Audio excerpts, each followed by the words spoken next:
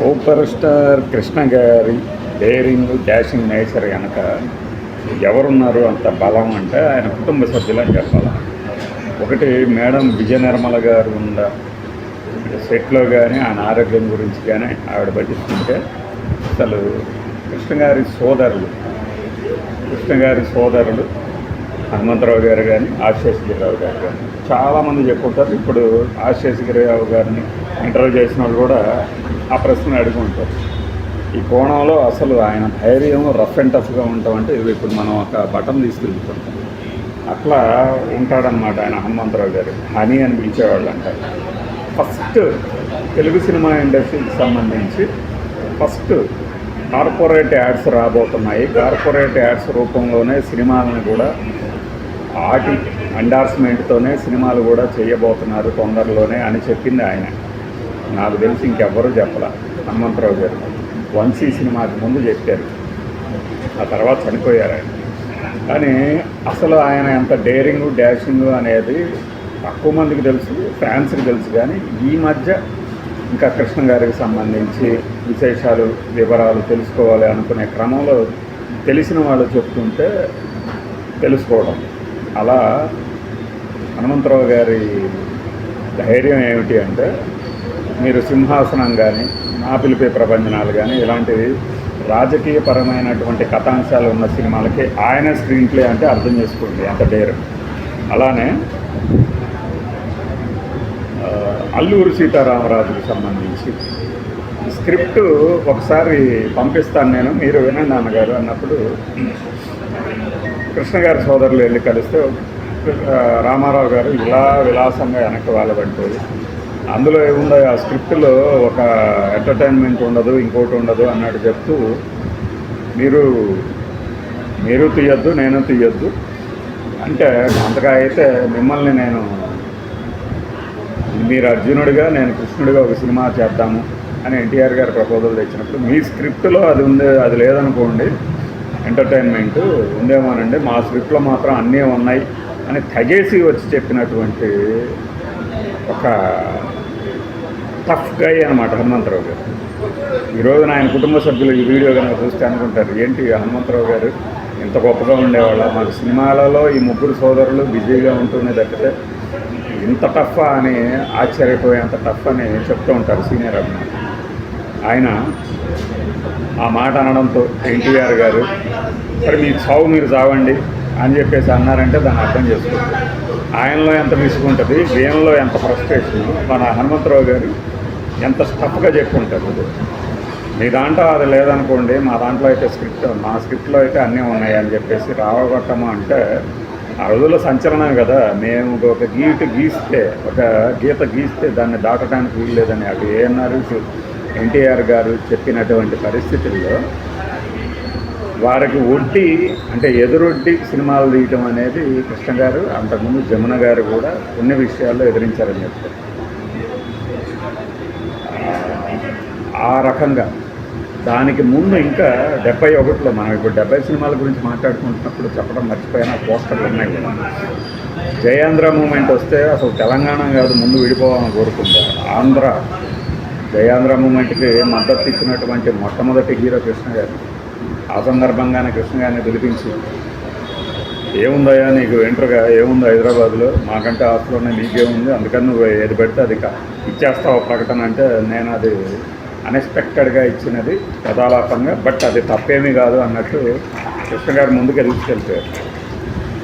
అలా కృష్ణ గారి సోదరులు కృష్ణ గారు ఎంత డైరింగ్ డేసింగ్ ఉండేదంటే మనం ఎలా చెప్పుకుంటూ పోతే ఎంతైనా ఉంటాయి. అల్లూరి సీతారామరాజు తర్వాత దేవదాస్ కానీ కృష్ణ గారు శేషగిరిరావు గారు హనుమంతరావు గారు ఒక మాట ముగ్గురులో ఏదో ఒకటి ఆయన ఫైనలైజ్ చేయటము, వీళ్ళు దాన్ని ఫాలో అయిపోవటము, ఎగ్జిక్యూషను, ఇంకా ఏదైనా సమస్యలు వస్తే వాటిని పరిష్కరించడం, ముందుకు దూసిపోవటం. సౌత్ ఇండియన్ ఫిల్మ్ ఛాంబర్కి కూడా హనుమంతరావు గారు అధ్యక్షుడిగా చేసినట్టున్నారు ఒకసారి. ఆయన టైంలోనే ఈ సామ్రాట్లు కానీ సాహస సామ్రాట్ మధ్య టైటిల్లో గొడవ వచ్చినప్పుడు ముందుకు దూసుకుపోవటం కానీ ఇంకొకటి కానీ అంటే ఒక డేరింగ్ డాషింగ్ నేచర్ ఆ ముగ్గురు ఘట్టమనేని సోదరులకు అలవడింది. దాని నుంచి కృష్ణ గారు సినిమాలు చేసుకుంటూ వెళ్తే తెర మీద, తెర వెనక వీళ్ళు చేసేవాళ్ళు. అలాంటి తెర వెనక హనుమంతరావు గారు చనిపోవడమే పద్మాలయ బ్యానర్కి పెద్ద దెబ్బ వంశీ తర్వాత. ఆ తర్వాత ఆ దూకుడు అంటే ఎగ్జిబిషన్ ఏం కావాలి మీకు చూడండి. అల్లూరు సీతారామరాజు సినిమా సెట్ మన్యం ప్రాంతంలో వేసినప్పుడు నాకు దోమలు కొడుతున్నాయి నీకేమయ్యా హీరోవి అని రాజబాబు గారు అన్నప్పుడు రాత్రికి రాత్రి రెండో రోజు తిరిగేసరికి 200 మందికి బ్లాంకెట్స్ వచ్చినాయి. అంటే అది ఎలా కుదిరిందంటారు? అప్పట్లో రవాణా సాధనాలు తక్కువ ఉండేవి అయినా కూడా. అది పద్మాలయ అంటే ఒక పెద్ద గ్రామాన్నే నిర్మింపజేశారు అక్కడ. అది పద్మాలయ అంటే. అలానే అంతం కాది దారంభానికి సెన్సార్ కట్స్ వచ్చినప్పుడు ఎలా తీసుకొచ్చి ఉంటారు మరి? కోర్టుల దాకా వెళ్ళి పోరాడారంటే ఆ గట్స్ ఎవరిది? అది హనుమంతరావు గారు అంటే ఆశీస్గిరిరావు గారు అంటే. రఫ్ అండ్ టఫ్గా మీరు ఆ రఫ్ అండ్ టఫ్ వైఖరికి నిదర్శనంగానే చూడవచ్చు మీరు అప్పుడు పాత ఫోటోలు చూసినప్పుడు. ఇప్పుడు రాజ్ కపూర్ గారి గొప్పతనం గురించి మా వాళ్ళు సౌత్ వాళ్ళు ఆహా ఊహా అనుకునే రాజ్ కపూర్ గారితోనే భుజం రాసుకొని పూసుకొని తిరగగలిగినటువంటి స్టార్డమ్ ఒక ప్రొడ్యూసర్కి, సౌత్ ప్రొడ్యూసర్కి ఉండటం అంటే అది హనుమంతరావు గారు. అలానే ఆశీస్గిరిరావు గారు. ఎప్పటికీ పాతాళ భైరవులు, మవాలీలు, జస్టిస్ చౌదరులు, వీటి గురించి హిమ్మత్ వాలాలు, వీటి గురించి చెప్పుకుంటున్నారంటే ఈ సంస్థ తాలూకు బ్రాండ్.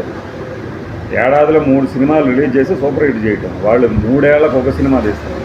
అటన్నిటినక ఉన్నది కూడా ఈయనే, ఆశీస్గిరిరావు గారు, హనుమంతరావు గారు. కృష్ణ గారు ఇక్కడ సినిమాలు చేసుకుంటున్నప్పుడు మరి దాన్ని ఎలా చేశారు అంటే హిందీ వాళ్ళందరినీ మద్రాసుకు తీసుకొచ్చారు. మద్రాసుకు తీసుకొచ్చి వాహిని, విజయ వీళ్ళ స్టూడియోల్లో షూటింగ్ చేపిస్తాం, పంపించేసేయటం. వెంటనే 3 నెలల్లో ఒక హిందీ సినిమా రిలీజ్ అయ్యి బ్లాక్ బస్టర్ అవ్వడం. ఇంతవరకు లేదు హిందీ చలనచిత్ర పరిశ్రమలోనే. ఒక ఏడాదిలో 3 సినిమాలు తీసిన నిర్మాణ సంస్థ మరొకటి లేదు. గొప్పగా చెప్పుకోవటం అని కాదు, ఇది మన వాళ్ళ గొప్ప. అది సూపర్ స్టార్ ఫ్యామిలీ గొప్ప. ఇంకా రఫ్ అండ్ టఫ్ విషయానికి వస్తే ఇంకా ఎన్టీఆర్ గారితో సినిమాలు కానీ, ఆయనకి డి అంటే డి అన్నయ్య కానీ, అన్నగారు అని వీళ్ళు గౌరవం ఇస్తారు. బట్ అదే పనిగా వ్యక్తి పూజ భజన చేయాలంటే వీళ్ళు చేయనే చేయరు. అదే కృష్ణ గారి అనుకున్న బలం ఏంటంటే ఆ సోదరుడు. ఇలా మనం చెప్పుకుంటూ పోతూ ఉన్నప్పుడు కృష్ణ గారికి సంబంధించి హనుమంతరావు గారు చనిపోవడం ఇదైతే ఆ తర్వాత కాలానుగుణంగా వచ్చిన మార్పు.